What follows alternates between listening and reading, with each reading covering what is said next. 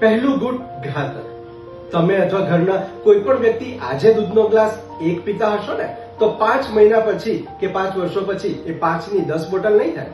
પરંતુ વ્યસનનું આ એક પ્લેઝર કે વ્યક્તિ કોઈ પણ તણાવમાંથી મુક્ત થવા માટે આજે 5 ગુટ પીતો થાય અને કાલે 5 બોટલ અને પછી એનું જીવન જ વ્યસન બની જાય, એનો ખોરાક જ વ્યસન બની જાય. બહાના આપતો હોય વ્યસની કે આજે મને ઊંઘ નથી આવી ને એટલે વ્યસન કરવું છે, આજે મારી બ્રેકઅપ થયું ને એટલે મને વ્યસન કરવું છે, આજે બોસે મને કંઈક આક્રમક બધા લોકોની સામે કહી દીધું ને એટલે વ્યસન કરવું છે. કેટલાય પરિવાર એવા જોયા છે કે ઘરનું વાતાવરણ ધાર્મિક છે, ભણેલા ગણેલા છે, પરંતુ એમનો દીકરો અથવા એમનો પતિ વ્યસની બની જાય છે. ક્યારેય એમના ઉપર શંકા ન હતી, જેટલું બોલતા એ બધી જ વાતોને માની લેતા, પરંતુ આજે અમને ઇન્ક્વાયરી કરવી પડે છે કે અમે ક્યાં મૂકીએ. જય અંબે રિહેબિલિટેશન સેન્ટર કે જ્યાં કોઈ પણ નશો મુક્ત કરી શકાય છે અને ત્યાં તજજ્ઞોની ટીમ છે.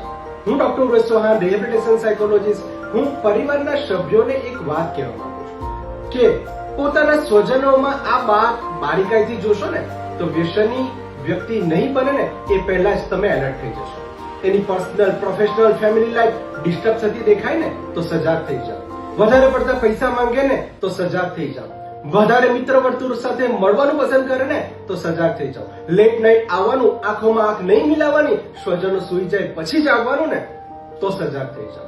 આ બધી જ બાબતોમાં કંઈક અલગ સ્મેલ આવે છે, એના રૂમમાં જતા જ કંઈક અજુગતું લાગે છે, એના વાણી વર્તનમાં બદલાયેલા લાગે છે ને તો ભલે તમારું વાતાવરણ ગમે તેટલું ધાર્મિક અને ભણેલું ગણેલું હશે, એટલે કે તમે એજ્યુકેટ હશો પણ તેમ છતાં યાદ રાખો કોઈ બીમારી આ કોઈ ધાર્મિક વાતાવરણ કે પોતે ભણેલા છો એ જોઈને નથી આવતી.